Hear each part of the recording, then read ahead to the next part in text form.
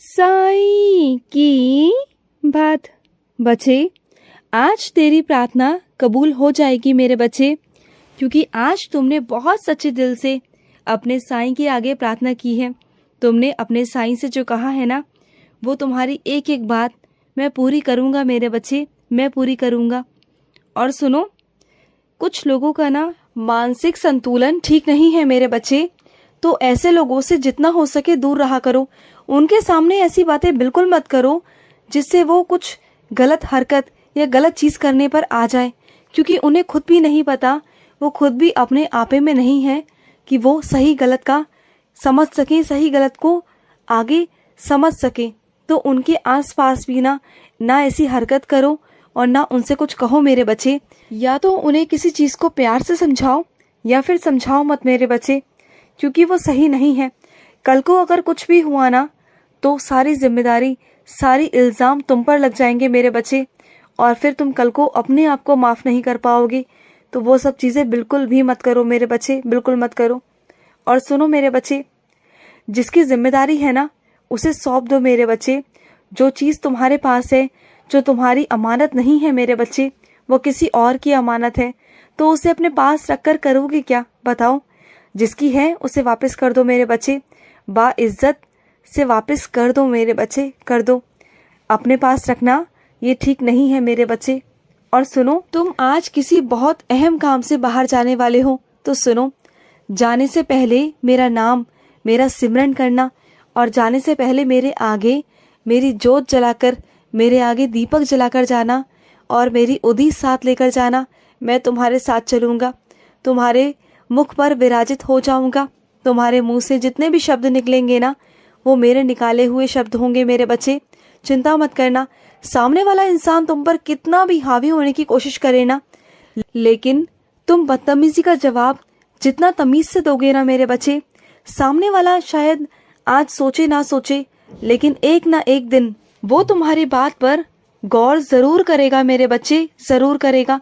तो इसलिए ना, जहां पर खामोश रहना हो वहां पर खामोश रहना, जहां बात बन रही हो ना, तो बिगाड़ना मत मेरे बच्चे। अगर तुमने अपनी जुबान से एक भी शब्द सामने वाले के विरुद्ध बोल दिया ना, तो तुम्हारा बनता बनता काम बिगड़ जाएगा मेरे बच्चे। जो सामने वाला कहता है ना, उसकी बातों को मान लेना उस वक्त के लिए। मैं नहीं कहता कि आगे के लिए मानो, लेकिन उस वक्त को संभालना तुम्हारी जिम्मेदारी है, तुम्हारे हाथ में है सब कुछ। अगर तुमने संभाल लिया और शांति से काम ले लिया ना, सुकून से, शांति से, शांत मन से, तो तुम्हारी विजय हो जाएगी। नहीं तो तुम हार जाओगे मेरे बच्चे। और इसलिए तुम्हें पहले से ही समझा रहा हूँ कि चाहे तुम्हें कितना भी गुस्सा आए, कितना भी, लेकिन आगे से कुछ कहना मत। बस उस वक्त को संभाल लेना, उस वक्त के माहौल को संभाल लेना। अगर कुछ समझ में ना भी आए ना, तो मेरा नाम जाप करते रहना, साईं साईं साईं बोलते रहना।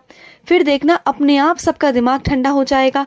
जितना भी आसपास का माहौल है ना, वो सब शांत हो जाएगा मेरे बच्चे। चिंता मत करो, क्योंकि जहां तुम्हारा साईं विराजित हो जाता है, तो वहां चिंता की बात कहाँ होती है मेरे बच्चे। चिंता मत करो, तुम्हारे विरोधी भी तुम्हारे समक्ष आकर खड़े हो जाएंगे, तुम्हारे पक्ष में खड़े हो जाएंगे। चिंता बिल्कुल मत करना, बस तुम कुछ कहना मत। और सुनो, तुम अपने जीवन साथी के तलाश में हो ना, चिंता मत करो। तुम्हारा कोई मित्र है जिसके द्वारा तुम्हें अपना जीवन साथी मिल जाएगा, उसकी तलाश तुम्हारी खत्म हो जाएगी। वो तलाश जो है ना तुम्हारी, वो हो जाएगी खत्म मेरे बच्चे बहुत जल्द, और तुम्हें तुम्हारा जीवन साथी तुम्हारे हिसाब से मिल जाएगा। तुम देखना, और वो बहुत प्यारा, बहुत समझदार होगा, जो तुम्हारे हिसाब से चलेगा। और जो तुम्हारे मन में डर है ना कि तुम्हारा जीवन साथी कैसा होगा, क्या होगा, घर संभालेगा या नहीं संभालेगा, मेरे परिवार को संभालेगा या नहीं संभालेगा, सब संभालेगा मेरे बच्चे। सारी जिम्मेदारी लेगा वो, तुम्हारी भी और तुम्हारे परिवार की भी मेरे बच्चे। वो इस तरीके से तुम्हारे परिवार में घुल मिल जाएगा ना, जिस तरीके से पानी में शक्कर घुल जाती है मेरे बच्चे, इस तरीके से वो तुम्हारे परिवार में घुल मिल जाएगा। ऐसा लगेगा कि जैसे वो तुम्हारे परिवार वालों को कितने सालों से, कितने महीनों से जानता है मेरे बच्चे। तुम्हें लगेगा ही नहीं कि वो कुछ अलग सा है, वो तुम्हें तुम्हारे परिवार जैसा ही लगेगा। देखना मेरे बच्चे, और वो बहुत जल्द तुम्हें मिलेगा। और कहा ना कि वो तुम्हारे मित्र के द्वारा ही मिलेगा, तुम देखना मेरे बच्चे।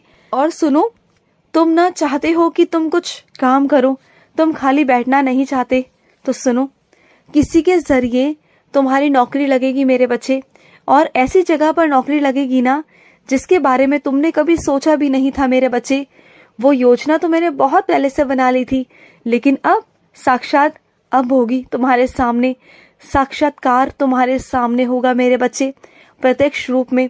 अब जब वो प्रस्ताव तुम्हारे सामने आएगा ना, तुम खुद ऐसे आश्चर्यचकित होकर मेरी ओर देखोगे, लेकिन वो होगा, जरूर होगा मेरे बच्चे। और वो ज्यादा दिनों में नहीं, अब बस कुछ ही समय में होगा, या 1 हफ्ते के अंदर ही अंदर तुम्हारे पास वो नौकरी का प्रस्ताव आने वाला है और तुम वो करोगे। और देखना, तुम्हें कभी किसी चीज की कमी नहीं आएगी। हाथ फैलाने नहीं दूंगा तुम्हें किसी के भी आगे। तुम्हारी जिंदगी में कभी कोई कमी नहीं आएगी। तुम जितना बांटोगे तुम्हें उतना मिलेगा, उतनी खुशियां तुम्हारे पास आएंगी। और तुमने हमेशा बांटने की कोशिश की है, तुमने हमेशा बांटा है, और मैं तुम्हें दूंगा, जरूर तुम्हें दूंगा, क्योंकि तुमने हमेशा मेरे बच्चों की मुस्कान लाने की कोशिश की है, उनके चेहरे पर खुशियां लाने की कोशिश की है। तो मैं तुम्हारे चेहरे पर खुशी क्यों नहीं लाऊंगा? मैं लाऊंगा मेरे बच्चे, जरूर लाऊंगा। इस बार जब तुम मेरे मंदिर पर आए थे ना, और मंदिर पर आके मेरी चौखट पर आकर बैठ गए थे और वहां से हिल नहीं रहे थे, जिद पकड़ ली थी तुमने कि साईं मुझे वो चीज चाहिए, और जिस दर्द के साथ तुम आए थे, जिस परेशानी के साथ तुम आए थे ना, उसका जवाब तुम्हें मिलने वाला है मेरे बच्चे। कुछ ही दिनों के अंदर वो तुम्हारी समस्या खत्म हो जाएगी मेरे बच्चे, तुम बिल्कुल चिंता मत करो।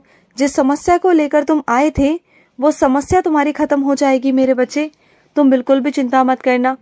और अपनी कुछ बच्चियों से कहना चाहता हूँ जो गर्भवती हैं, जिन चीजों को खाने के लिए तुम्हें मनाही है, वो चीजें बिल्कुल भी मत खाया करो मेरे बच्चे, बिल्कुल मत खाया करो जो चीजें तुम्हारे लिए ठीक नहीं है।